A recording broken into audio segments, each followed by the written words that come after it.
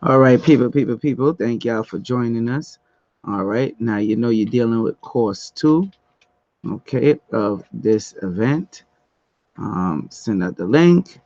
I know we're just gonna start, and we've started. So enjoy the course. Baba No, I'm gonna let you do your thing. Yeah, man. All right. So you know when done, you know what to do with this, and all right. All right. Enjoy, people.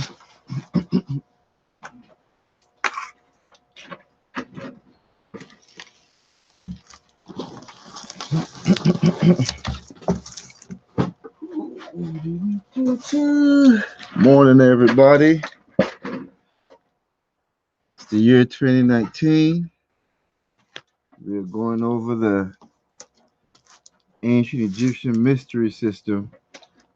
Um, where is it? Even before we get into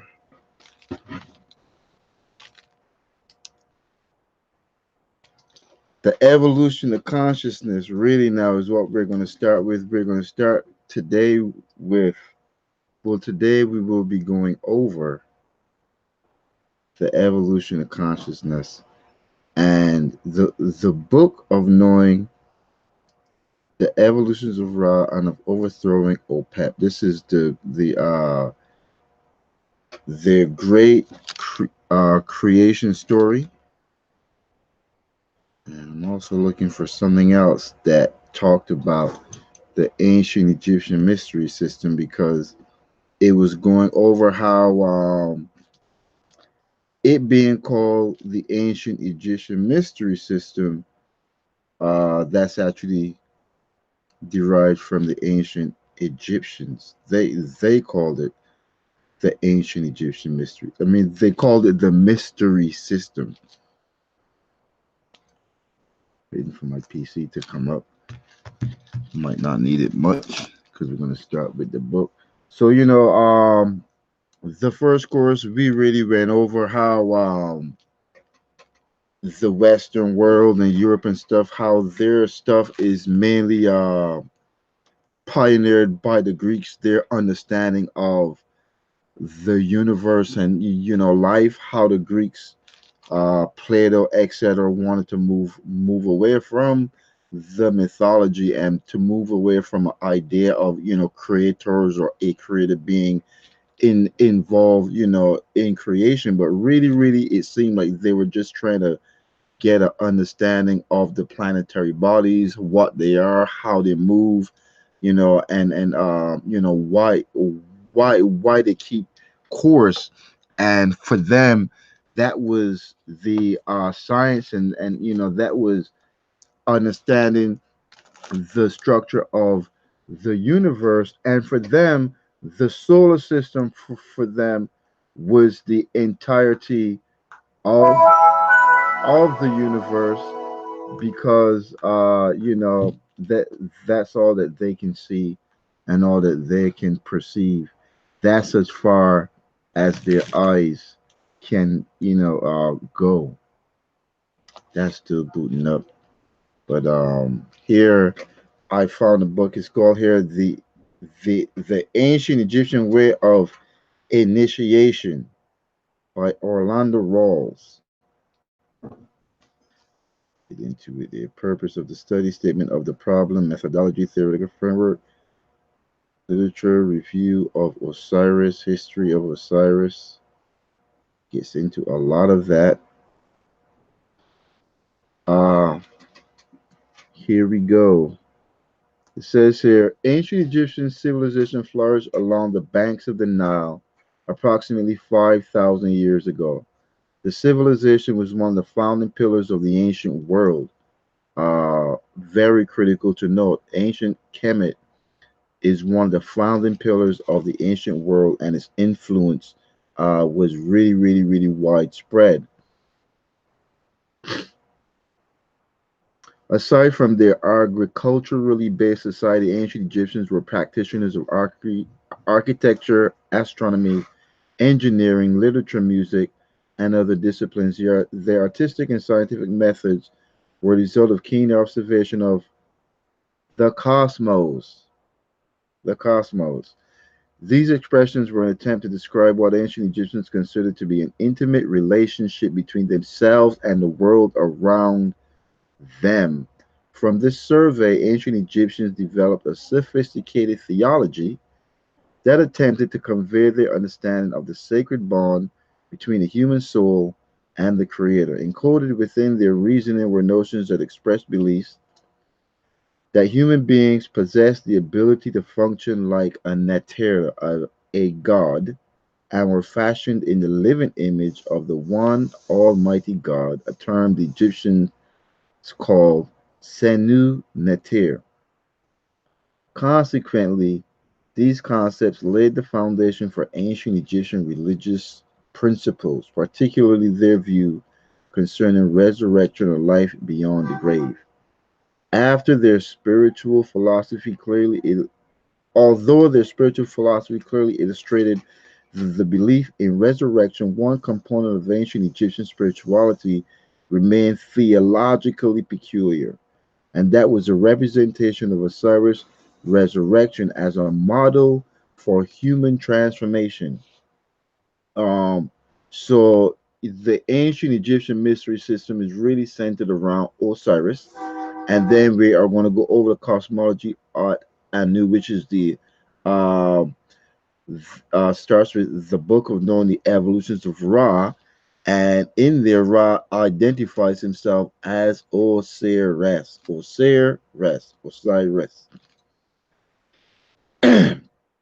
So the creator, uh, or you can say the principal creator deity of the Kamu, Osiris, became the prototype and the example for what man is trying to reach, and it means that our ultimate goal is to create a universe that you can read all the books on ancient Egypt, all the religious books on ancient Egypt, follow, all the stuff out there, and they wouldn't tell you that that the ancient Camus, in seeing Osiris as their greatest example to follow as a deity, in that it was that the biggest thing you can do, the biggest accomplishment that you can have, is to create a universe, to have your own universe, to manage your own universe, to then you would have to be designing life. Osiris's presence. So this is way different from the from the other Greek stuff, where that really wasn't the goal. It really wasn't on their minds, and these were people that were grappling with, what's life, what's the planet, what's the stars, why are they there, why do they move. The ancient Khmu were far beyond that. They expected to leave the planet and travel to other stars, in a future life, whilst other people were still trying to figure out what are the stars. Osiris's presence within ancient Egyptian cosmology was paramount in that a significant proportion of their cultural traditions was predicated around his character. However, his role varied considerably. In his notable work, Man, God, and Civilization, eminent historian John G. Jackson illustrates Osiris as the benefactor of high culture to a savaged Egypt. Another work, Kingship and Gods, describes Osiris' impact on the functionality of kingship throughout ancient Egypt. The preceding manuscripts show Osiris's humanistic traits, yet it is his rule as a ruler of those who are there that produced the greatest influence upon ancient Egyptian culture. And it is his part, and it is this part of his character that will be explored here. Osiris' story of life, death, burial, and resurrection served as a modeling agent for cultural practices, embodying a unique perception of reality that merge physical and spiritual spaces. W. Max Muller's Egyptian mythology does a fair, does a fairly decent job of accentuating the fluidity of Cyrus's character, he writes. At a rather early date, he, Osiris, became a cosmic deity, not just one that was on Earth and helped with bringing the Camus out of savagery, a cosmic deity as a creator. And after oscillating between symbolizing either the sun or sky, he finally developed into the god of changing nature in the widest sense. Thus, he could become the divinity of the most important change, that is to say, death, and he could be evolved into the patron of the souls of the departed and king of the lower world, being at the same time the Lord of resurrection and of new and eternal life. So that's why we know that this is the origin of Christianity. The whole idea of a resurrection is very important in Christianity, and the idea of achieving eternal life in a blessed place as well. While noting the ubiquity of Osiris's persona, Miller's quote also highlights Osiris's position as the muse of transformation for ancient Egypt by depicting the various roles he occupied at various points in their cosmology. Ancient Egyptians' general elucidation of deification is highlighted in their mythology of Isis, Osiris, and Heru, and an even more critical interpretation of the same was noted in the sacred text, the Pert M. Heru, the Book of Coming Forth by Day. They call it the Book of the Dead because it was found in people's coffins and uh, it was used for people who were passed on. The religious philosophy should not be reduced merely to an interest in fantasy or magical practicality. Rather, one does better to comprehend the idea as a commitment to knowing the complete parameters of existence.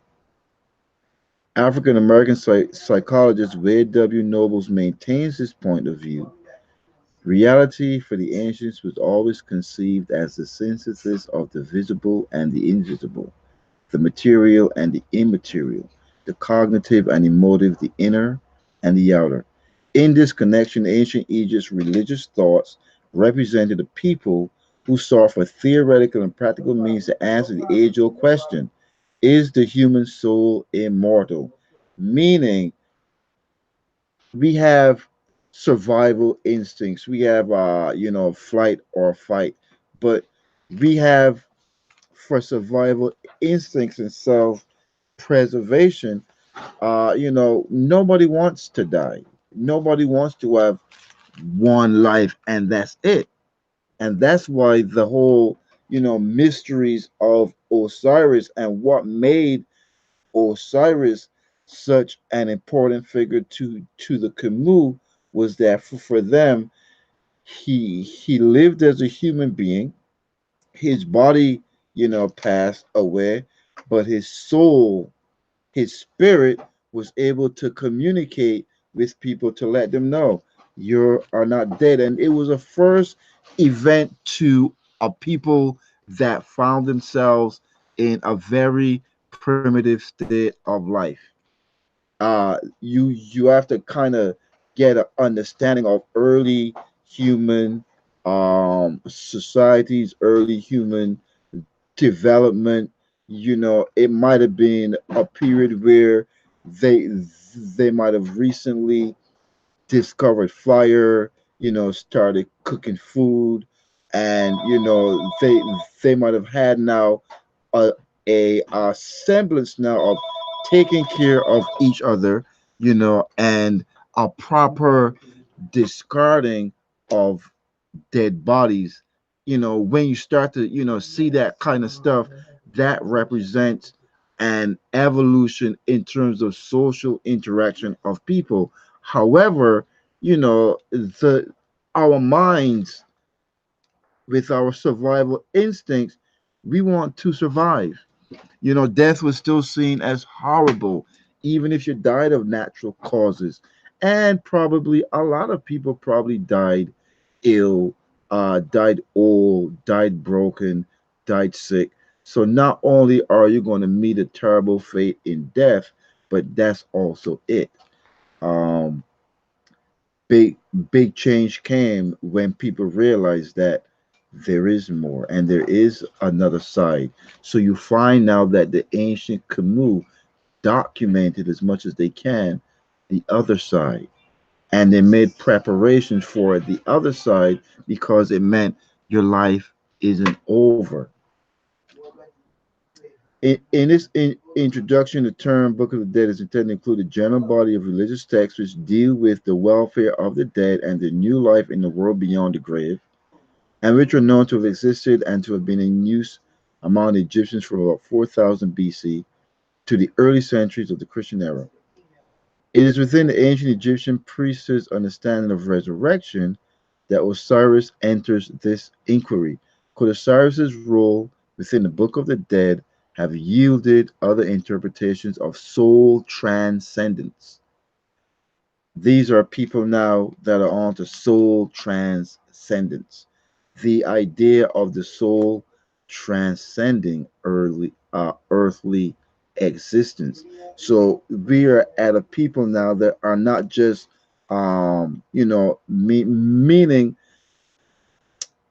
at this point that they have a civilization in their past, in the ancient past. Um, they they they had divine inspiration of immortal life.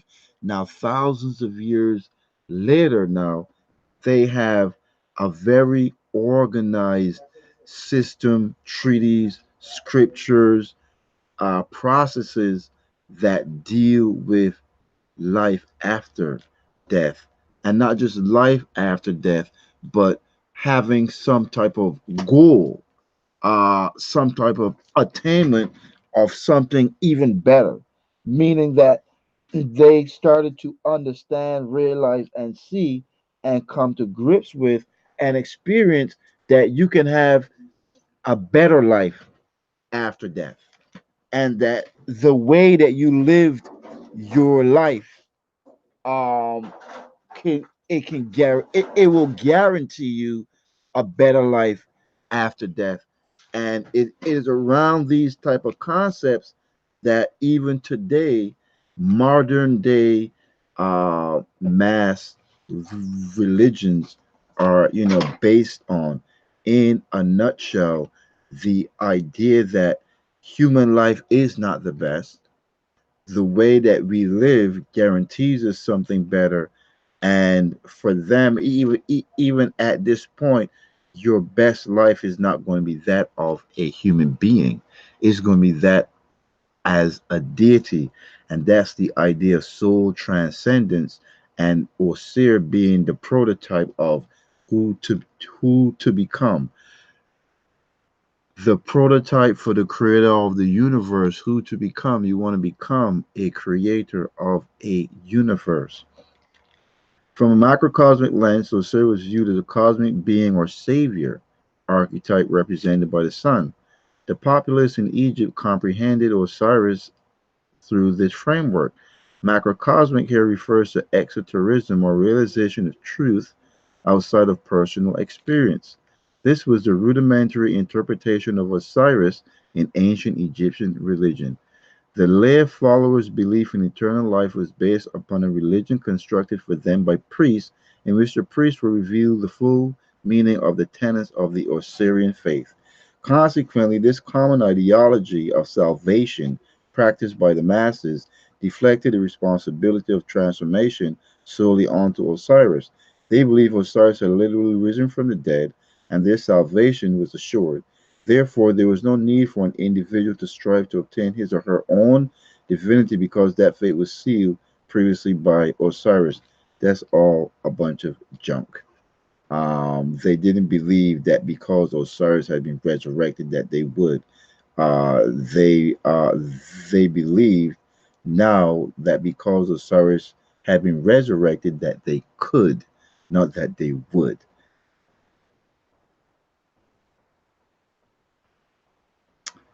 It says here the legend of Osiris was merely a manifestation of an inner truth. Among ancient Egypt's victorious ideologies was the idea that a human soul, like its flesh, can evolve, mature, and transform. This philosophical understanding was the microcosmic truth. The microcosmic is to be comprehended as esotericism, knowledge that was preserved for an elite class, the priesthood.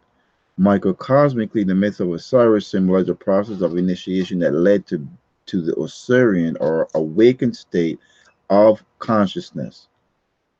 I wonder when was this written?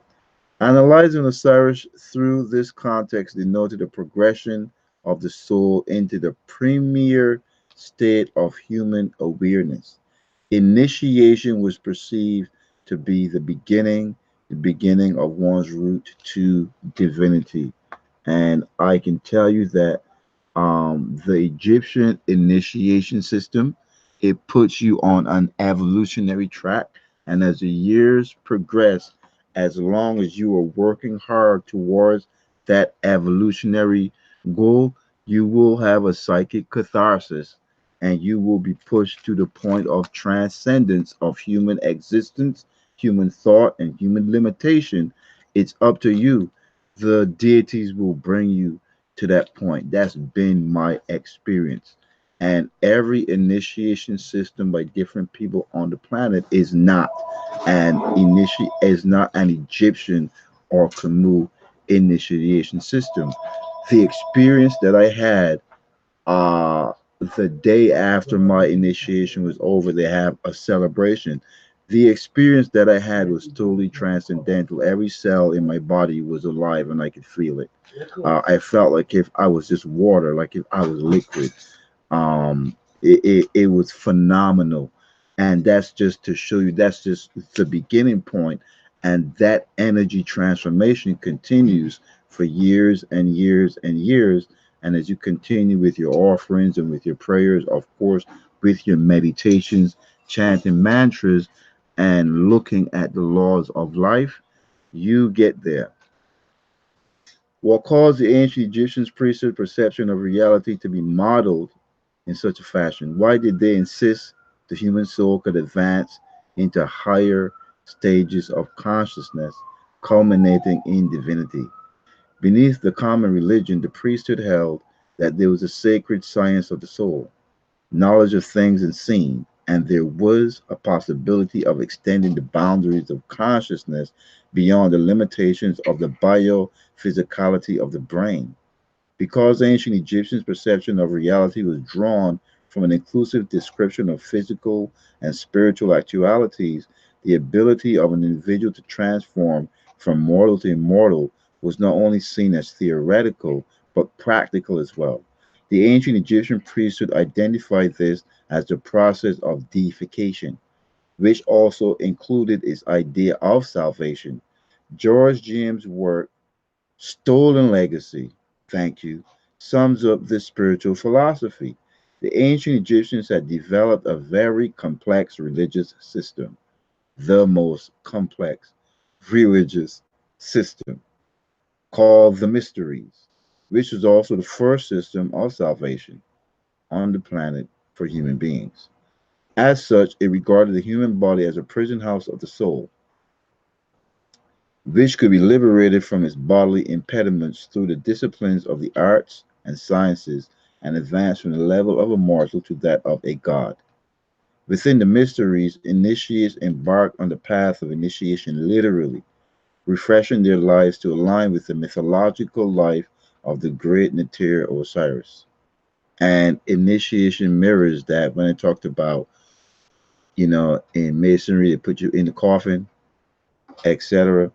The ancient Egyptian priesthood did not believe in death, only transmutation. Mystic scholar Albert Pike suggests that everywhere and in all their forms, the mysteries were funeral and celebrated the mystical death and restoration of some divine or heroic personage.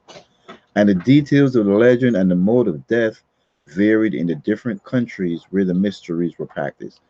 Ancient Egyptian priests understood that it is impossible for the finite mind to grasp the infinite by means of theory alone. Rather, one had to experience the Creator. An initiation was the means whereby one came to know God intimately, internally. This experience was identified as a beatific vision, the ultimate direct self communication between God and the human soul. Moreover, this whole experience, a means of human perfectibility, according to ancient Egyptians, was not limited to Osiris alone. Anyone who was duly and truly prepared, worthy, and well qualified could seek the process that led to the realization of divinity within oneself. you know, um, the first class is like, why did we even talk about that stuff? Just so we can have a comparison between something that's really advanced and something that's really not. And just so that people can see that you want to walk out of the system that is developed by children and get into the system that was perfected, honed, practiced, and mastered by elders, by adults, by people who literally walk back to human bodies after becoming gods. That's the difference with the system. People who became gods and goddesses walked back into human bodies and taught mankind.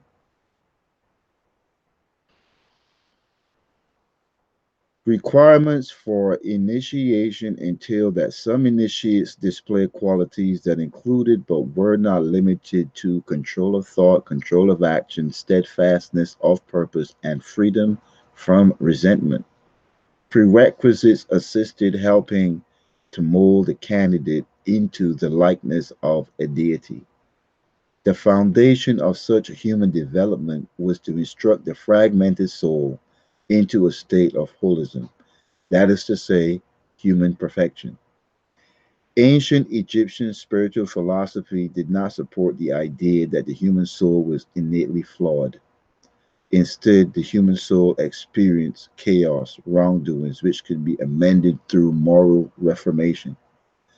This is a very important distinction in relationship to Judeo-Christian tradition, which claims that the essence of the human soul is sinful by nature.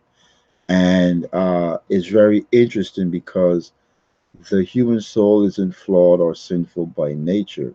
However, humanity is on planet Earth because of things that they did and because of immaturities that they need to address. So the sinful nature is not in the soul, but it is a part of immaturity. The word death also gives much emphasis to aspirants and was defined according to its ancient cryptic terminology as the soul's experiences in the body. Contrary to popular belief, initiates did not interpret death as the soul's exit from the human body. Instead, they perceived it to be the exact opposite. Death was expressed as the arrival of the soul in its earthly tomb, meaning life on earth. Let me yeah, life on earth. Hence, death is the forgotten theme woven throughout all ancient typology, ritual, and religious literature. The initial thrust of this exploration is to examine the Osirian theology and elucidate this ecclesiastical idea regarding death within the ancient Egyptians' religious text, the Book of the Dead. Dun dun dun dun. Now I'm going to. Here's my water, coconut water. Going to go into uh,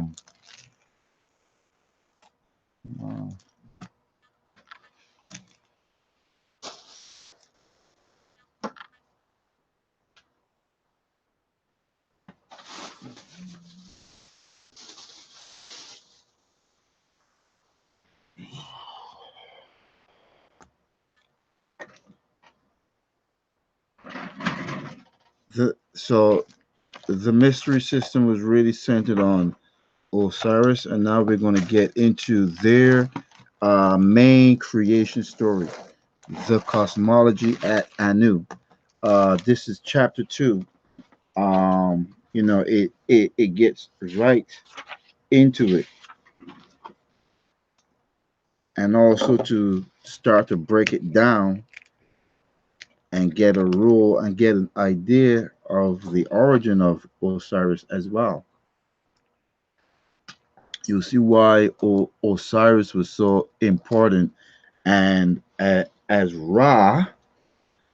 And when you see how the things it says about Ra is from creation, this whole subsumation of other deities is happening with Osiris is from creation. It's the prototype. The book of knowing the evolutions of Ra and of overthrowing Opep, and what Ra is consciousness experience.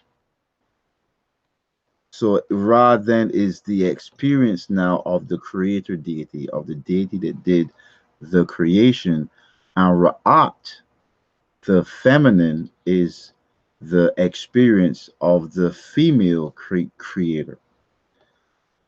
These are the words of the Neter Neb Shur. So you have another name for Ra is Nebuchadnezzar. And what is interesting when you look up the deity Neb Shur, it is a conglomerated deity. It is a many talented deity, which means it has many experiences and many evolutionary gifts and feats. It says, who said, I am the creator of what hath come into being, and I myself came into being through the Neter Kepera. Kepera, the Neter Kepera, that is evolution itself. So it is saying that Ra Nebuchadnezzar came into being because of evolution, or that because it wanted to evolve, because it wanted to be something better, that's when its existence began. And you need, um, I guess, someone with deep insight to be able to relate that way. So and this is for us. This is an example for us. Our life really begins when we realize and choose to be awesome, to be better, to evolve. And I came into being in the beginning of time, but this is the creator, the original, the first event. That's why it is in the beginning of time. I came into being as Kepera, as evolution.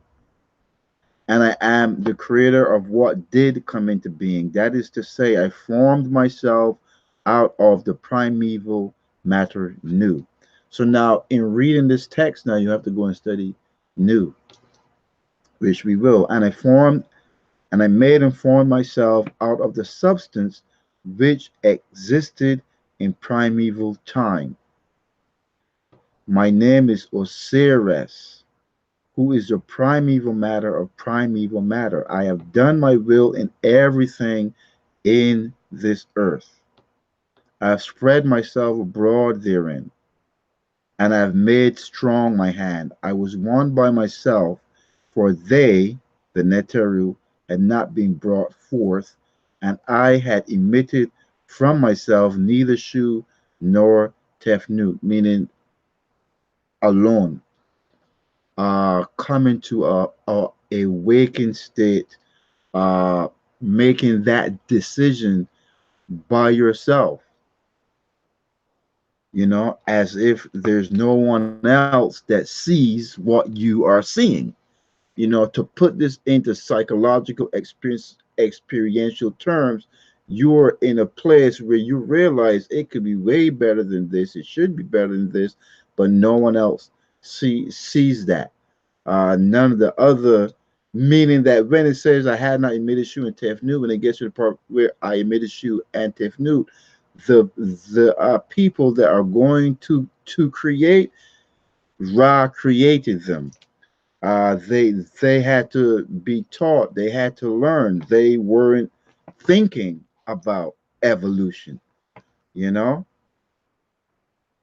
as if you have to go get people to do it. Like no one exists that's going to do it. It's an interesting place to be. I have done my will and everything, and I've made strong my hand. I was one by myself, for there, that is to say, the Neteru had not been brought forth, and I had emitted from myself neither Shu nor Tefnut. I was undifferentiated. I brought my own name into my mouth as a word of power. Define yourself, name yourself, define yourself, but as a word of power, it has a meaning as well.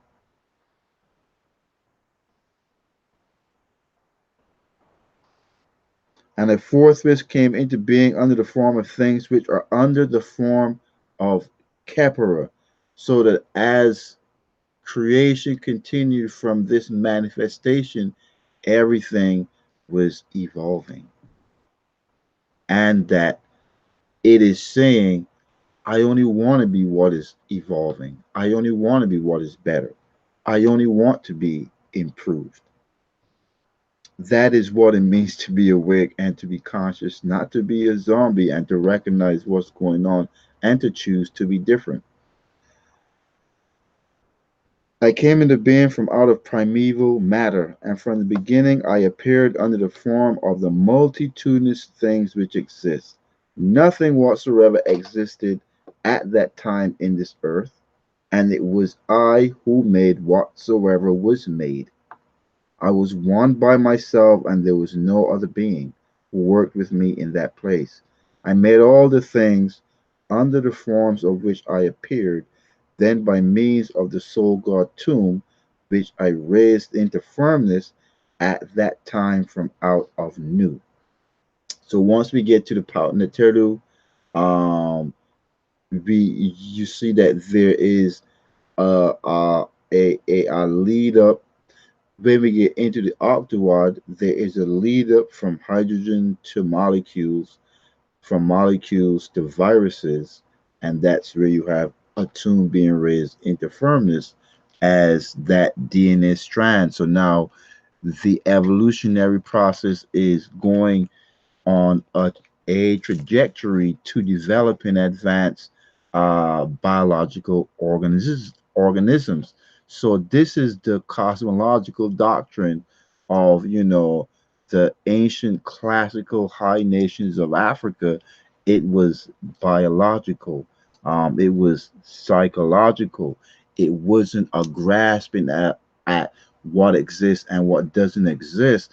On the other hand, as far as I'm concerned, they have a direct um, dictation from deity about creation and the process and what it entailed and what it had to go through as as, as not specifically their creator, but as the creator par excellence, who now set up the standard now for how things are even going to be created. That's why we get to the tree of life and how the tree of life is a standard. You know,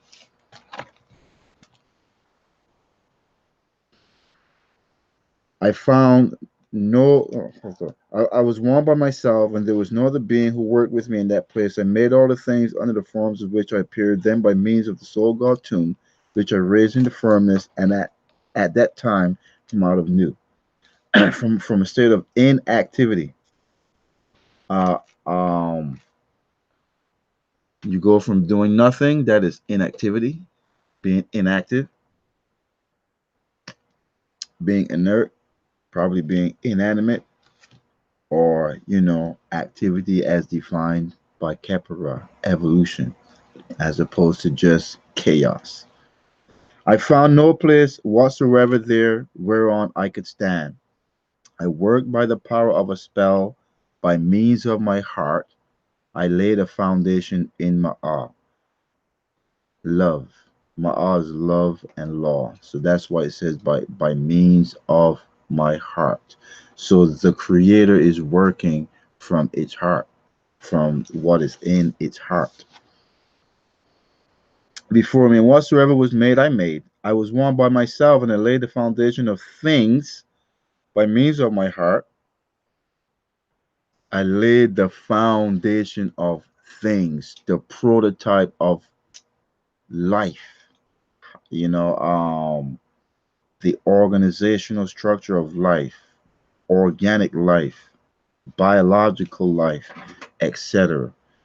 I laid the foundation of things by means of my heart, and I made the other things which came into being. And the things of Keppera which were made were manifold, and their offspring came into existence from the things to which they gave birth.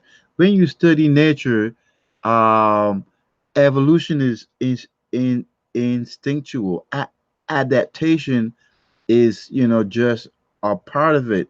We as human beings, we are not as adaptable as the quote unquote wild animals, because we have to play more of a conscious role in our evolution. However, when we look at nature, there's this blueprint of evolution. It's just happening because that was laid down, and that's what the text is saying. So the text, if we study nature, you will see what it is saying here. If you study biology, chemistry, physics, you'll see that the ancient Khmu were on that level. They were scientists. I made and which were made were manifold, and the offspring came into existence from the things to which they gave birth. I it was who emitted Shu, and I it was who emitted Tefnut. And from being the one Neter, I became three Neteru. The two other Neteru who came into being on this earth sprang with from me. Name for deity in Kemet is Neter, single, Neteru, plural. The two other Neteru who came into being on this earth sprang from me, and Shu and Tefnut rejoiced, or were raised up from out of Nu, which they were.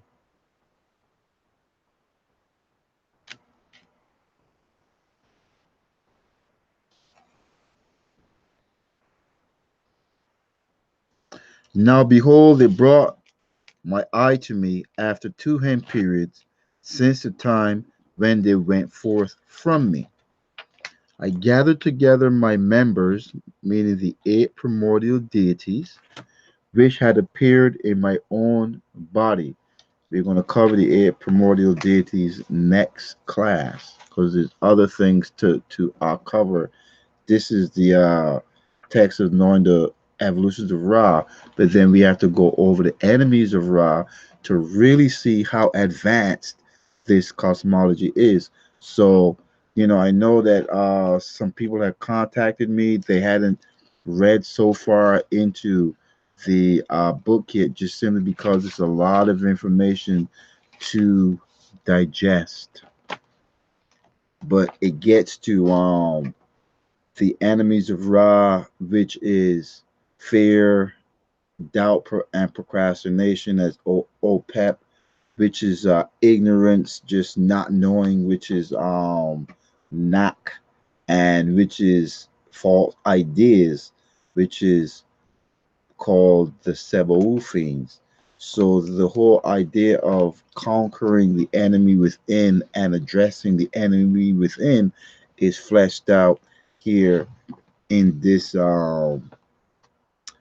in this ancient religious doctrine, which had appeared in my own body. And afterwards I had union with my hand, and my heart or will came unto me from out of my hand, and the seed fell into my mouth. And I emitted from myself the Neteru, Shu, and Tefnut.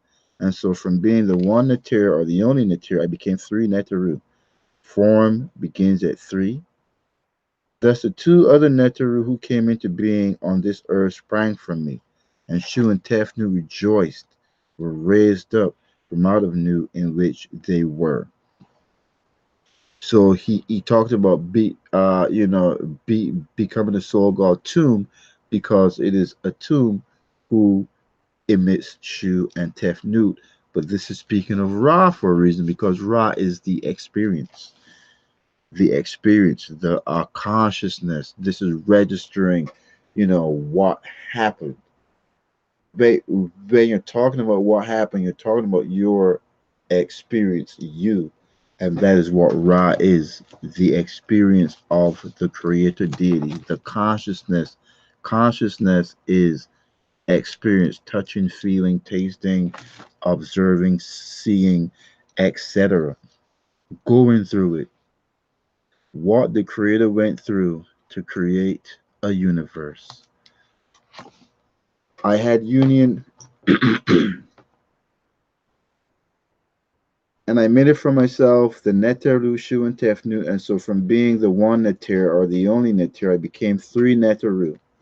Form thus the two other Neteru who came into being on this earth sprang from me, and Shu and Tefnut rejoiced, were raised up from out of Nu in which they were.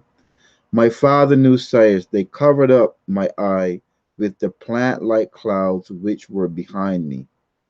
For very many hand periods, plants and creeping things sprung up from the nether realm through the tears which I let fall.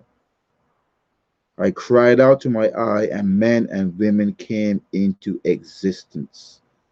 So, and it's at planet Earth, but our souls are from the tears of the Creator, meaning the mistakes, the things that the I guess you have to think about this psychologically because our role is to address the things that went wrong. That's the tears. Then I bestowed upon my eye the eraser fire, and it was wroth with me when another eye, the moon, came and grew up in its place. Its vigorous power fell on the plants which I had placed there, and it set order among them, the rule of the moon, and it took up its place in my face, and it does rule the whole earth. Then Shu and Tefnu brought forth Osiris and Heru Kenti An Ma'ar and Set and Orset and Nebuchadnezzar, and behold, they have produced offspring. Now we have the complete Paut Neteru, Atum, Shu, Tefnut, Geb, Nut, Heru Kenti An Ma'ar, Set or Set Nebhet. They invoke my name and they overthrow the enemies, and they make words of power for the overthrowing of Opep, over whose hands and arms Akir keeps ward. His hands and arms shall not exist, his feet and legs shall not exist. So it ends with the banishment of the greatest enemy of Ra. Opep is Ra's greatest enemy, and it is as Ra because it's mental. Consciousness is a mental thing.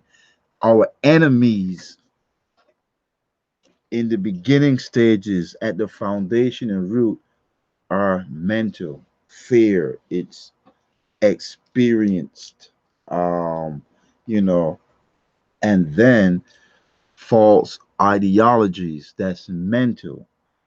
Ignorance is mental because it's lack thereof. It's just not even on your radar, like you don't know what is going on, you are lost.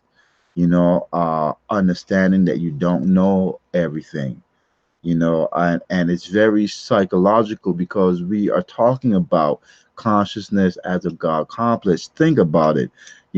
People who want to be seen as great want to act like they know everything. They feel uncomfortable when they don't know something because there's this idea that we're supposed to be all knowing, which is ridiculous. A cosmological doctrine that sets up a framework for evolution, for psychology, for psychological evolution, for mental evolution, and thus now That is the foundation of behavioral uh, evolution. And now that is where you will get the evolution of your experience, a better experience, because these are the things that you're contemplating on and that you are addressing. This is the source of the great philosophical, spiritual philosophies. This is the source. And that's why I call it the source code. For many months, I pondered the meaning of this text and its origins. In our Western indoctrination, we become careful not to interpret religious doctrines as literal once we realize that popularized religious doctrines are not always factual, but metaphoric, mythological accounts of historical information. So I asked to read, if you're alive and conscious, then why isn't our universe alive and conscious too? Because the other thing about the book of knowing the evolutions of Ra and the cosmology at Anu is that it is also setting up the stage for the universe as a conscious being, a planet as a conscious being, a sun as a conscious being, a huge being with other beings living inside of it, right? This is the human body, it's a being. We have other organisms living inside of us. And one day they might become human beings with other organisms living inside of them. And that will be the prototype for them being a universe with beings living inside of your body. And if you're conscious and psychic, sometimes you can hear the beings inside your body having conversations. Don't take this too far, because you're going to have to deal with those realities once those realities become known and you explore them. Wow, look at the time. Hold on. The enemies of Ra. Let's go straight to the enemies of Ra now. 203. Uh, After that, we will, next class, after the enemies of Ra, is where we will go over the Octuad, the primordial state. So, in the primordial state, it is what it's made of, and then it is what Ra is going through. And then after that, we will explain, um, go over breaking down the text. The enemies of Ra, Opep. In figure 15, this is page 204, is depicted traveling in his boat, and Set is depicted slaying Opep. This imagery is critical in understanding the universe in which we live. In figure 15, the serpent Opep is the energy wave on which Ra's boat travels. And so Ra's greatest enemy is also Ra's greatest motivation. Let me show you the picture. This is advanced psychological imagery. Set there, stabbing the serpent. That set is where the Christians, contemporary Christianity, got the idea of Satan. That set was also called Satan. It was set and they would add on at the end, and that's where you get the word Satan.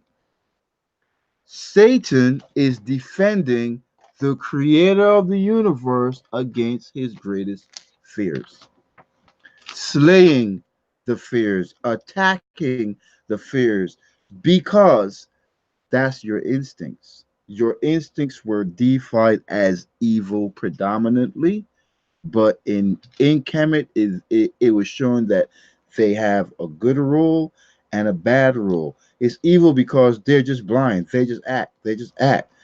The consciousness Ra, or Osiris, you are responsible for managing and controlling your instincts, but you need them because this is what they do. As well, now we're looking at OPEP. Fear. Fear is your biggest motivation. Remember that. Face your fears.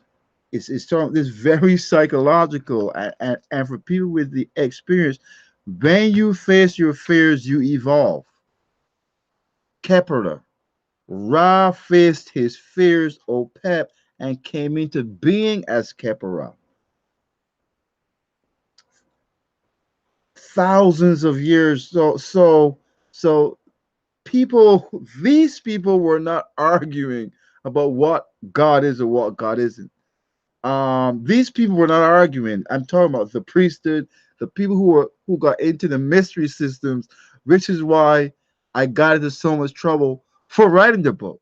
Because once you start to break down the creation story into psychology, into biology, into physics, you're dangerous, because that was supposed to be hidden from the people, where we had the people looking up at the planets and stars and just wondering, is it flat? Well, if it's flat, why does it move so perfectly all the time? Because in your everyday life, something flat is not aerodynamic, but it looks flat. So they conceived that there was this thing around them that caused them to travel.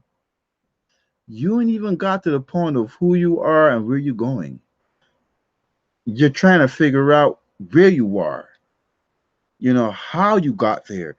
The book of knowing the evolutions of Ra answers how you got here, where you're from, and how you got here, how creation started, who, what God and Goddess is. You're no longer on some zombie path going around in circles anymore. And I wrote this book with the intention that people wouldn't need me, because the group that I was in, that I was in, it was a Messiah worship paradigm, whereby it was like you were addicted to the leader, and a lot of people are addicted to their leaders. So I say, you know what? Let me put everything in there, man. Give it to them, because that was holding us back. But we still need each other. So that's why I said it's a book for priests and priestesses.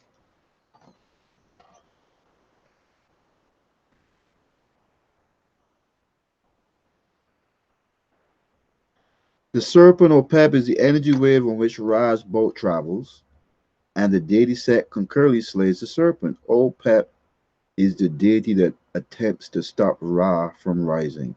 Yet it is the same energy used to propel our spiritual evolution and experience. Ideas, beliefs, etc. are our motivational drive. Ra had three enemies: Opep, Sebao, and Nak. Of Ra's three enemies, Opep is said to be his most dangerous adversary. From the earliest times, Opep governed the darkest hour of the night, the witchcraft hour, 3 o'clock in the morning. Scientific evidence. I mean, these people in the mystery system, these people in the Amduat, these people go over the 12 hours of the night. Every hour is connected to a zodiacal sign. So every hour you go through a different experience. You take some ayahuasca, some mushrooms, you do your meditation, and you evolve. OPEP govern the darkest hour of the night. Scientific evidence shows that circadian rhythms prove the optimal time for human beings to sleep is during the night. As well, the darkest hour is the deepest part of the dream state. It is the period when the best rest can be achieved.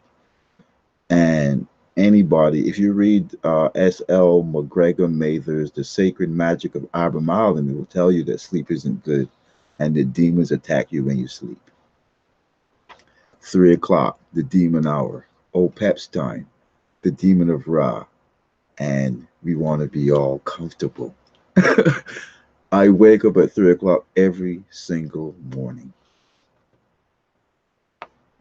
Also, your enemies who fully understand this utilize this hour to attack you. In the Kamul doctrines, Opep was described as the thick darkness that enveloped the watery abyss of Nu. In order to overthrow Opep, the religious doctrine clearly states the necessity to recite Hekau, sing mantras, Figure 15 depicts Ra in the solar bark. It symbolizes consciousness moving on a boat or vessel, having different experiences, of course, which is the purpose for the creation of the universe. Through certain breathing techniques, along with the chanting of specific mantras, one can increase the awareness of the greater universe and ultimately become aware of the macrocosmic deities like Nut and Geb. Chanting words of power is necessary for spiritual evolution to defeat OPEP. You know, it could be people doing witchcraft. It could be just a lot of people not liking you. It could simply be the oppression of society, you being at the bottom. But there's a force on you just holding you down. There is a pressure on you holding you down that you have to push against, and your fear is going to be part of it. We have things like stage fright, fear of facing a big audience. Some of us, a lot of black people have fear of success. A lot of black people have um it's like a poverty gene, especially since money is aligned with success, that we have to face that fear as well. Especially since in our minds this money is associated with being evil.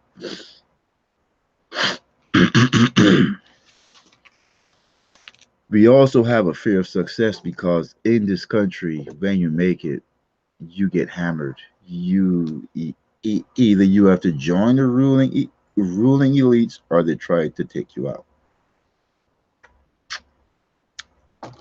I always like to talk about Bill Gates because Bill Gates was the poster boy for the American dream.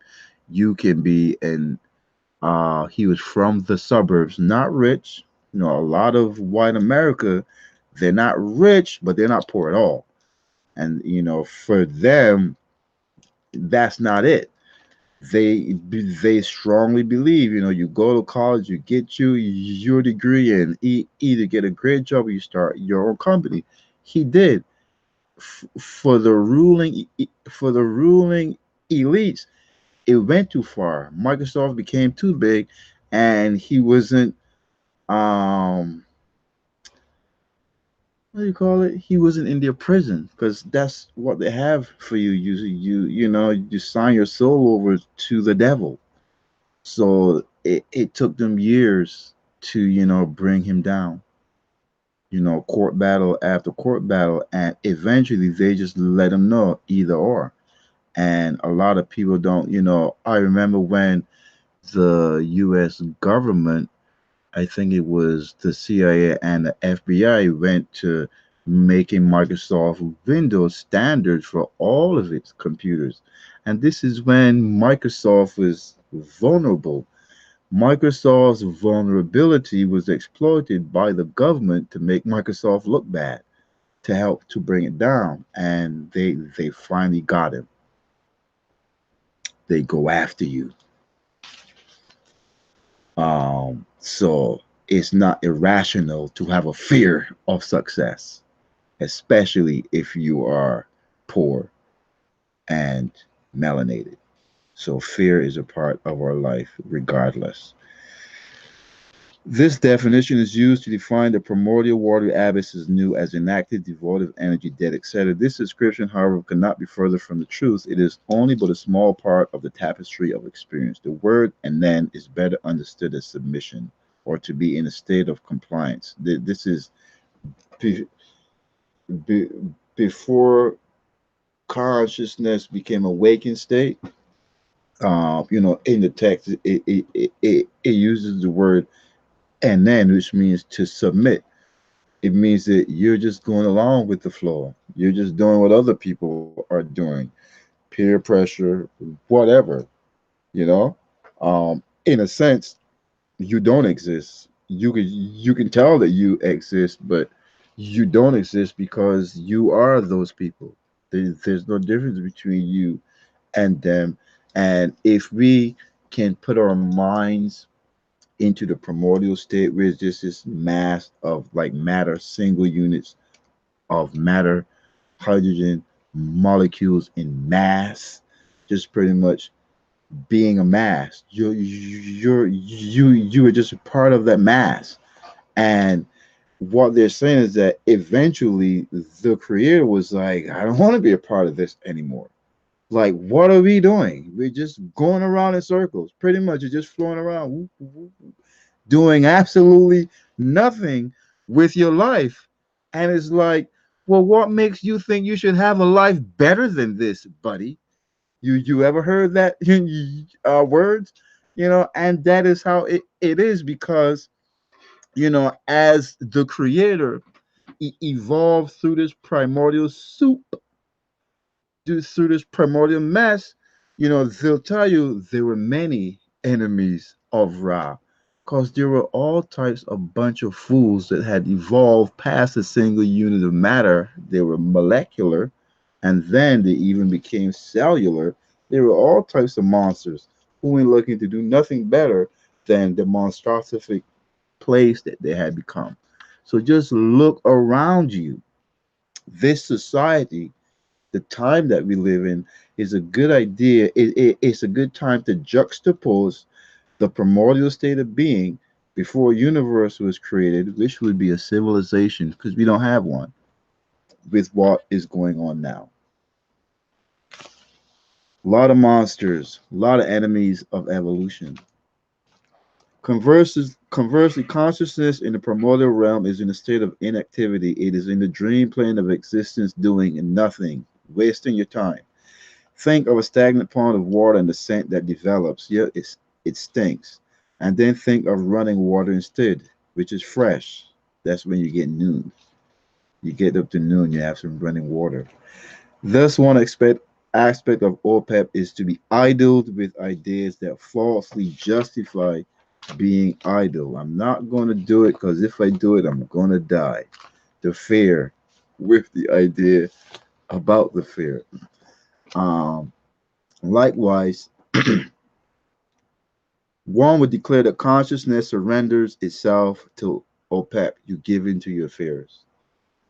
You don't create the universe. You don't become successful. You give into your fear because the other two ones are kind of tricky, but it's easier. False beliefs, you can be better educated. Ignorance, you can be educated, but fear is so paralyzing. Fear is paralyzing. Fear tells you that you're going to lose. That's why you feel the fear. If you thought you was going to win, well, what's the fear? That's at that point it's like adrenaline. Our bodies are designed to evolve by facing fear. So fear and having something to fear at this stage for us who are open, awakened is good. Oh yeah, last year was the worst for me. After you've been subjected through, let's call it witchcraft or trials, spiritual tests to fear, you become a weapon. You become a weapon because every time that they try to make you scared, you are reacting with adrenaline. You are living through it, conquering through it. You develop a lot of energy. So for the people out there, because several people have said, I can feel your power, and I survived some shit. That's why it is buzzing like that. So it is the same thing that the creator went through, all the attacks, OPEP, fear, you being attacked too, you know, that commences after initiation. It becomes serious and survive the night. Survive the night, as I would like to say. OPEP is the electromagnetic energy of ideas and beliefs which becomes apparent from OPEP's depiction as a wavy serpent in its active state. These ancient people knew that energy travels in waves. When OPEP is shown in a defeated state, it is depicted bound and straight to demonstrate that it has lost its ability to challenge Ra. OPEP was such a serious thing, and they wanted to really embed it in all the people's minds that can read. Every time that they drew it, it will be drawn being stabbed and slain. It would never be drawn as an entity that's allowed to just live its life without being uh, ravaged. Once you wonder what the name of Pep, I mean, in this doctrine, the book of knowing the evolution of consciousness and of overthrowing OPEP. So, it's of overthrowing OPEP. In the title, it doesn't mention the other two major enemies of Ra, which is Sebau and Nek. So, OPEP is fear. And then think about what fear causes: paralysis, lack of movement. People walk away because of fear. So, think about, there wouldn't be a universe if the creator hadn't faced its fears. You're responsible for facing yours.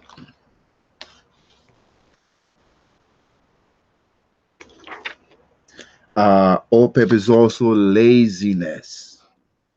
In the book, I never said OPEP was fear.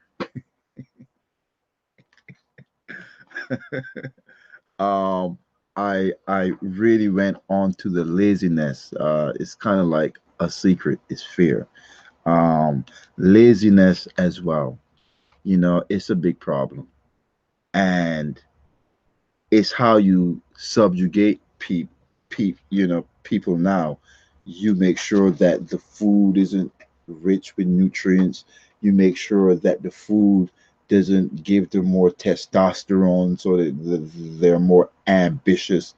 Instead, you make them lazy. You change the food pyramid so you put more carbs and less proteins in your diet. It's a serious thing. You know, like I was talking about winter, because in the summer times we're a summer culture. It's a summer culture. It's a solar culture. It's not a winter culture. So in the summer times, and I'm gonna put it like this: if you've been on the path, you could get initiated and not be on the path. You could not be initiated and be on the path. So if you're on the path, you have to be active in the summertime when the energy gets high. That's where you get a lot of activity. That's when you get a, a lot more getting into your gifts, and your evolutionary gifts has so much to do with the rhythm and sound, rhythm and sound, rhythm and sound, projecting energy, rhythm and sound. So when it says, and I came into being because of Hekau, rhythm and sound, the creator, I came into being because of rhythm and sound. I came into being as Kepera because of rhythm and sound. You need to be into music, generating sounds in your body. Look up cymatics. Sound shapes and mold matter. That's psychological. So the music that you listen to, the dances that you do, that's your persona. That's how you evolve your persona. That's how you get a new persona. That's how you innovate your persona with different rhythms, different sounds. You will do it with different herbs as well, and different foods. The next great enemy of Ra are the Sebau fiends. The word Sabe in ancient Kemet is the word for teacher. So the Sebau fiends are false teachings. Are you following a false prophet? Have you been following false teachings all your life? Could be the Bible, could be the Quran, it could be Buddhism too. A lot of Buddhism in the West is crap. It could be Hinduism as well. A lot of the ideas about the chakras and the animal spirit is meant to make you weak. Um, we are living in the time of false teachings. So one of the major enemies of Ra is false teachings, false ideas, a lack of scholasticism, a lack of scholasticism, just shooting ideas at the hip. Your mind becomes a super junk. You're just regurgitating things that you hear. the divine spark isn't turned on. You're not analyzing information, sifting through it, correlating it, you know? Serious thing. And then the last one, because we don't have much time left, um, it's called knock, which is ignorance. You don't know. If you don't know, then you need to study. With the Sabawoofines, why these are the three main enemies of Ra. Because false teachings is when you think you know. In no place worse to be. If they said fear is the greatest enemy of Ra, I could kind of understand it because of how it feels. But when you don't know, you could be lost forever. You think you know, but you don't know. And that is the second greatest enemy of Ra. Confusion. Some of us are gifted in knowing that we're confused, knowing that we don't understand it, in knowing that it's not even being taught right to us, and knowing that have you ever been in a situation where you're like, you know what? It's not being taught right. I'm not going to learn it. It's not being taught right. You even start to understand how to learn, you know? But if you thought you've been taught right or that the information you've been given is great and correct, but it is not, then you're lost. That's the Sebawufins. And then ignorance is you don't know. And um, you're not going to know everything. So it's okay. But ignorance can be serious. Ignorance is, listen, ignorance and impotence is the mother of evil. In the hieroglyph above for Sibao, there's a man holding an axe ready to strike his own head and commit suicide. Hopefully you can see it. There's a hieroglyph for when somebody's trying to destroy themselves. There's an axe. It's going mainly to the head. That's where the brain is. That's in the word for false teachings. False teachings screw up your head. The axe is the glyph for God, and the cosmology of the Camus has proven that all is material. In this glyph, the man is using the energy against himself in an act of what would be considered suicide. The axe is going to his head instead of other vital places on his body because this is where the brain is located. The mind of the brain is the consciousness of the human brain and therefore intellect. It is the brain that can be rewired for incorrect beliefs and in turn work against us as new neural pathways are created. It's a serious thing. Ideas and thus behaviors, specifically ideas, we create engrams and neural net pathways for different behaviors. So we get wired according to what we believe. And that's why beliefs are so dangerous and difficult to change when they become physical engrams. The word Sebao is connected to Seb, to Ba. Ba is the vessel for our higher moral conscience and the vehicle that gives us the idea and feeling of humility even when we possess great wisdom. And let me continue. The Sebao.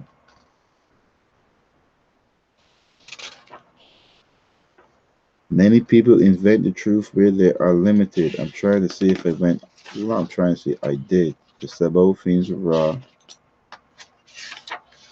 Trying to look up knock or pep.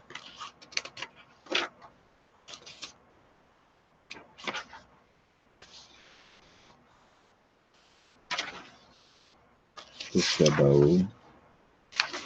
Come on, baby, come on. Baby, come on, baby, come on. There is. Boy, I think I write too much.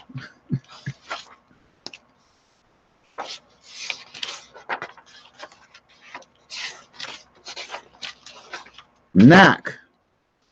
The third enemy of Ra is called Knock, which is also a serpent. Nakash, found in the Hebrew tradition, is derived from this word. And Kim and Nak also meant black. And when pronounced backward, becomes the word Khan, which is found in the Chinese tradition. The ancient Chinese called themselves Naks because they were a dark people. In Latin, Nak became Necro or Negro in the English language. This serpent, as an enemy of Ra, is the problem of darkness and ignorance. So the other enemy of Ra, as Ra symbolizes not just waking state, but light is not just ignorance, but just darkness. In the Christian Bible and creation, I think that the first thing God said was, "Let there be light." Darkness doesn't help. You don't want darkness. You want light.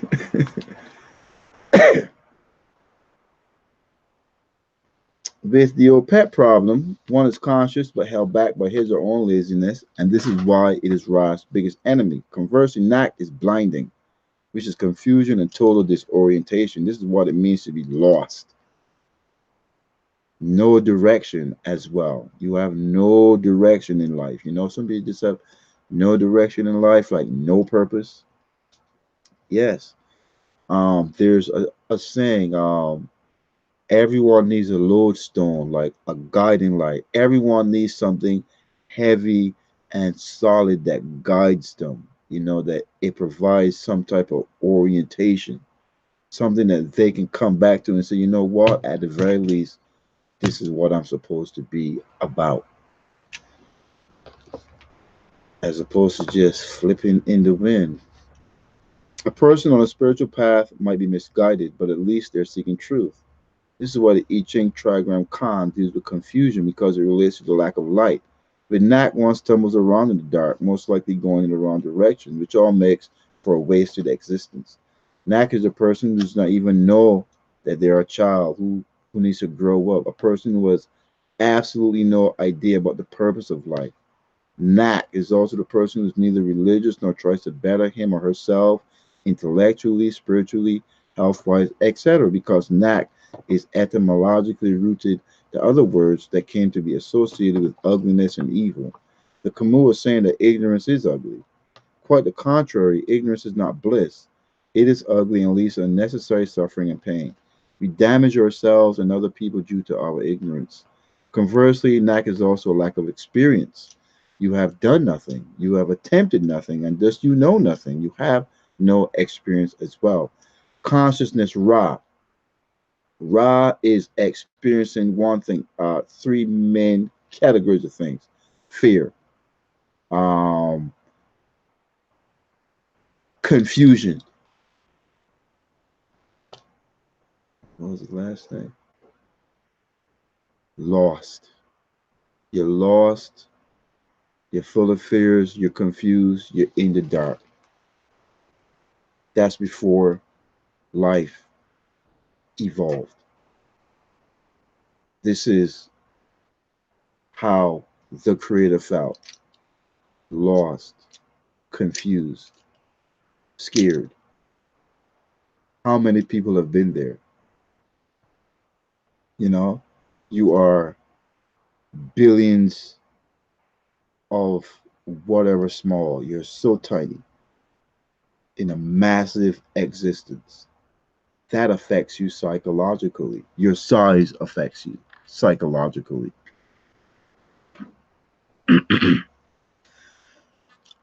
To recap, the enemies of Ra and Nasir are laziness, confusion, and ignorance. Laziness is the worst because you can excuse a confused and lost person, but laziness is in another category.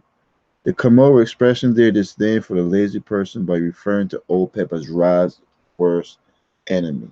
So it's not just fear, it's laziness. You can do, but you don't. Need not say anymore. It's just disgusting. The lazy person has an idea about spiritual evolution, has already been exposed to the truth, and has even accepted it, but has done nothing about it. It is like the person who can save a life but refuses to do it because they would rather stay home and sleep or watch television. Laziness.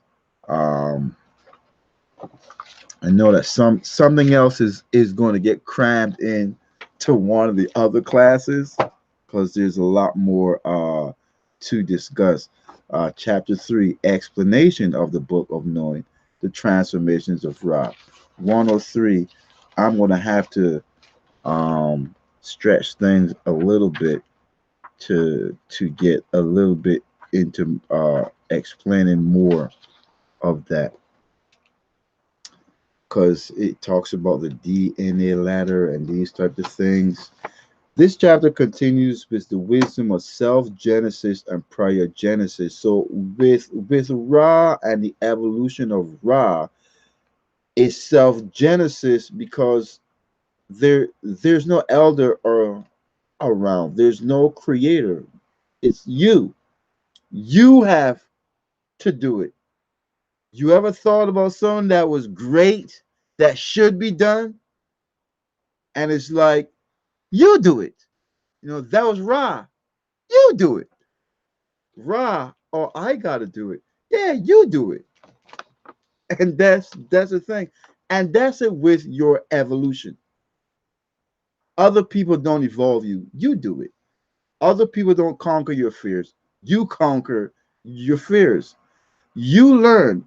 An educator helps to stimulate and inspire you to learn, but you do the learning. You conquer your ignorance. You conquer your ignorance, you conquer your fear. Your responsibility. If it's so great and nobody else sees it, good. You get rich off of it. You be successful. Have your own universe. Oh, you don't like the rules, buddy? Go create your own. That is There is so much to be extrapolated from the book of knowing the evolutions of Ra and of overthrowing OPEP. It's like a guide map for life and the unavoidable things and consequences of life.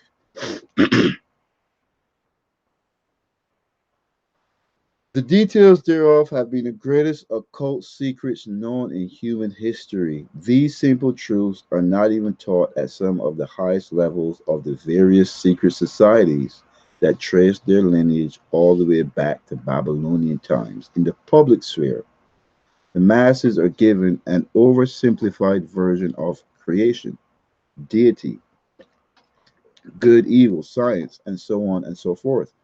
Conversely, initiates of the highest order are given the simple, maybe disappointing, yet most profound truth. With these simple truths, the initiates of the nations of antiquity are inspired to be respectable and honorable citizens of the nation state because they ran it, though. This is nonsense. Don't forget that. Properly trained initiates come to realize that a healthy expression of love is the only way to achieve good dreams.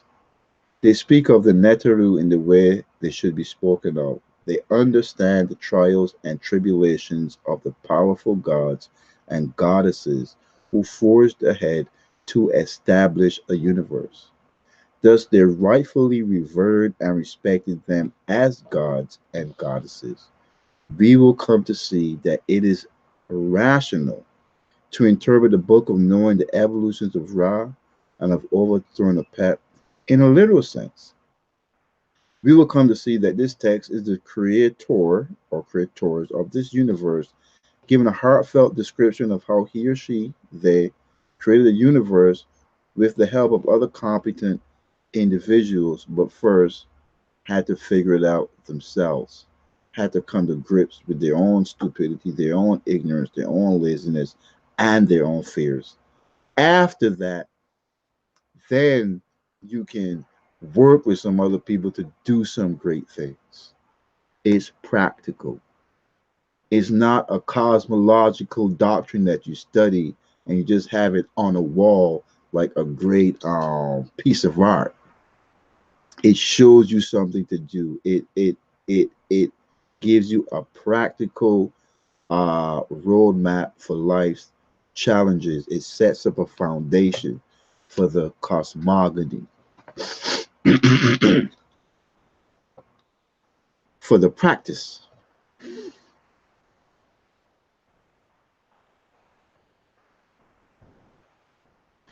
We will come to realize that every successful person has gone through major personal pain and trauma, and that is what made that person great. It is truly up to the maturity of the interpreter to focus only on the good or only on the bad. I gathered together my members, the eight primordial deities who had appeared in my body. The body they're speaking of is Atum, whom I am proving is the prototype for biological cells, viruses, viroids, and bacteria, which are the origin of life, advanced life. We are made of cells. The body being spoken of is also a sun. It is critical that we realize the text is an explanation of numerous layers of phenomena involved in the creation of the universe, because there's there is a point, and I saw this with Shu and Tefnut. They're like suns inside of water. There are twins, but they're like inside of water. And it's like you can see that a sun is in water. The Kamal priests were aware of these things. They knew our life spread throughout the universe. The eight primordial deities are the basis of DNA because they are the basis of all things and are called the ladder of Tune. Before creation, as well as the formation of the double helix pieces of DNA, the eight primordial deities are scattered. This is another understanding of chaos, or the absence of Ma'al, the universal divine law and order. Um, when it says I laid a foundation in divine law, it meant before that there wasn't any order, there wasn't any law, there wasn't any rules. It's just a mass of matter just flipping in the wind. Maybe everybody wanted to do their own thing. That's why there was no bonding. You know, molecules are based on atoms bonding. Bonds, you bond with somebody because you want to do something, or because they put a spell on you and made you bond with them, right? The text continues to say, and I came into being in the beginning of time. In Ra's relationship to the waking state of consciousness, the text explains to us that time began when Ra became conscious, but that you have to start tracking time for order. This is similar to how we perceive time in dreaming and when we first rise from sleep. Deity possession and deep trance. Ra is the waking state of consciousness, and the birth of consciousness is the beginning of time. Neter God is evolution.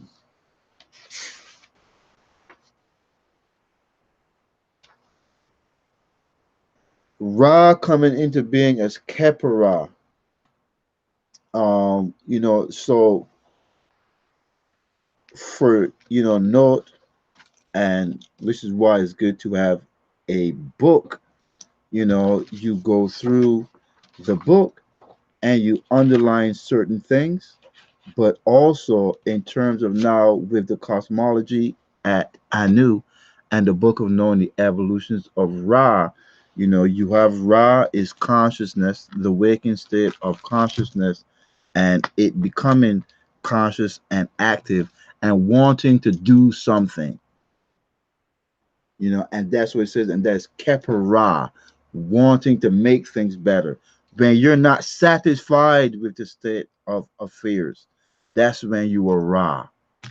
You are not pleased with the way things are going, but it's also that you see truly, not deluded, a better way that things can be done. And you're going to have to face your fears. Now you are ambitious now and motivated about doing your thing. You're no longer lazy. After the laziness is gone, then it's the fear. You have to get properly educated, and you have to be able to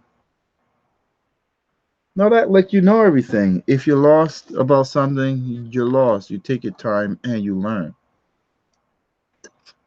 I'm sure the last time that we were doing this, I had some way of seeing whether or not people wanted questions. I know why. So, the cosmology at Anu, um, with the Book of Knowing the Evolutions of Ra and of overthrowing Opep, that set the foundation and the basis for ancient Egyptian thought of life, the universe. That set the foundation for the ideas of culture, of religion.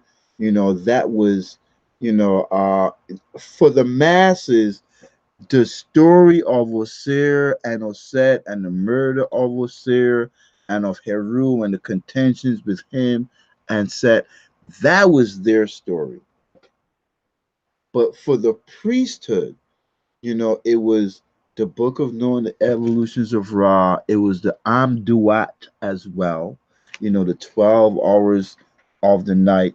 It was those types of things. But in terms of the Book of Knowing the Evolutions of Ra now, and that cosmology, it is for really, really advanced because it gets into the hydrogen fusion cycle.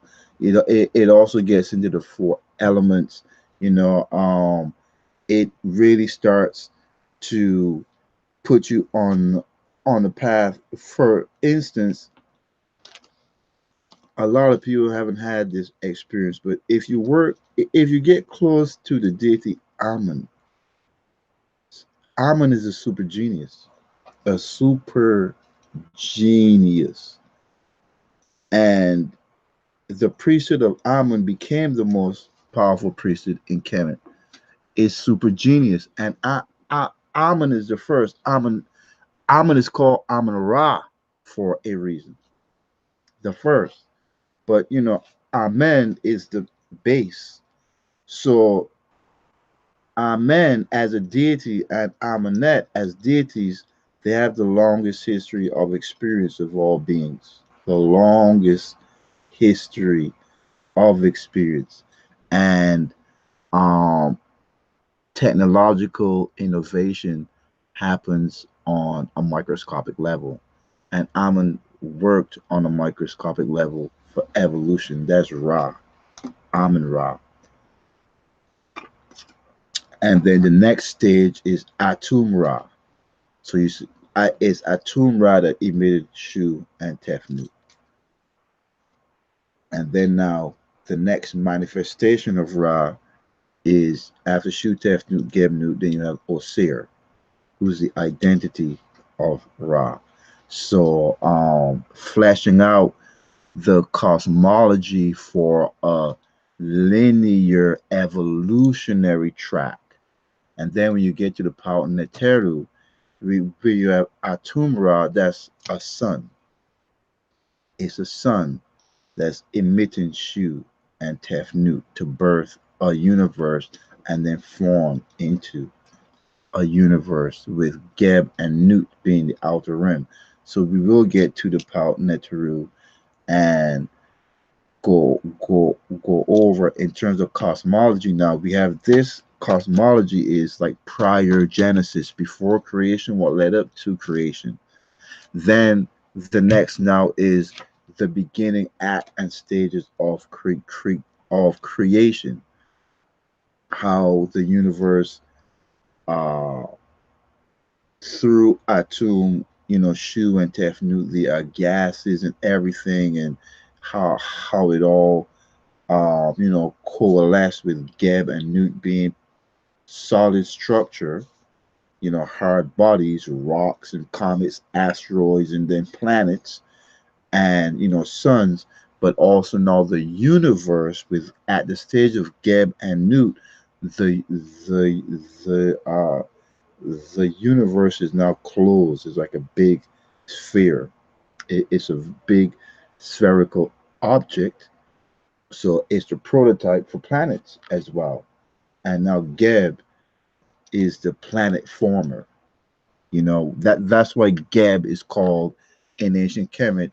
Geb is called the god of the earth because Geb is a god of planetary creations, both Geb and Nut, where Nut is the seeder of life on the planet, and Geb is the constructor of planetary bodies. Um, and then after that, now we can even say now again now with the creation of Osiris, why that's the prototype because and why it became Orishas is all beings, beings within this macrocosmic organism are patterned after that with the child, the offspring, being the Christ child, the Messiah. That's why most of us know that the Messiah, Jesus Christ, that legacy is patterned after Heru, and all the kings in ancient Kemet were patterned He, after Heru through the sun as Heru. That's why you have the sun as Ra, the sun as Osiris, whereby each king um, they would have to be in harmony with the zodiacal sign, that 2,160-year procession.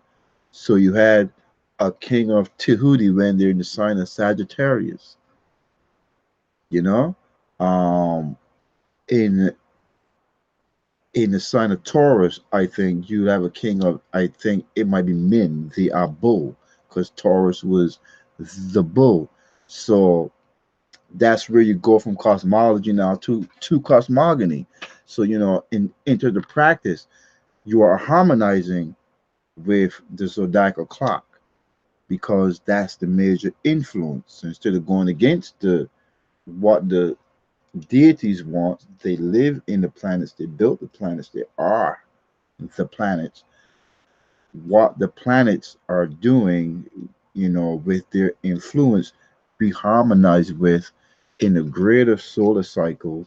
And then in the lunar cycles, we do that every month. That's why, you know, um, Joel is talking about, full moon stuff. It is very, very critical that you synchronize with those, excuse me, with the lunar cycles. Excuse me. You know, someone purchased a class because they had a dream about initiation and stuff years ago, and I was talking and it came back up. And what happens is I'm comfortable with this type of information that's not mainstream, so sometimes I just kind of forget. But that is the job when you hear those words and ideas that reflect you know those divine communications. That's how you know the doorways get open. So when you read the book and you start to get into these ideas, doorways open, and it allows your brain and mind to be able to receive the more phenomenal information. Just by me saying that, we've been scared so much of Satan, and for the ancient Camus, he was both a good guy and a bad guy. It's not just, oh, that's evil. And understanding that for us it is our instincts. We are going to develop instincts. The bad and the evil is when your instinct is out of context. Your instinct is being triggered in a situation for what is not called for, or your instinct needs to be deprogrammed. It needs to be gotten rid of. It's no longer useful. That's in a nutshell where he becomes a bad guy. When you have an older person who's been doing something for so long and they don't want to change, and then you have the new person on the block, and the older person just is still in mode like, I'm ruling, I'm ruling. That's the contentions between the deity Heru and Set. When it's time to evolve, your instincts are still stuck. A battle ensues. When it's time to evolve, when it's time to change and your instincts are still running on the old paradigm, that's when you have the conflict. That's when you have the fight within. So that's the other enemy within is your instincts, and it's also your friend.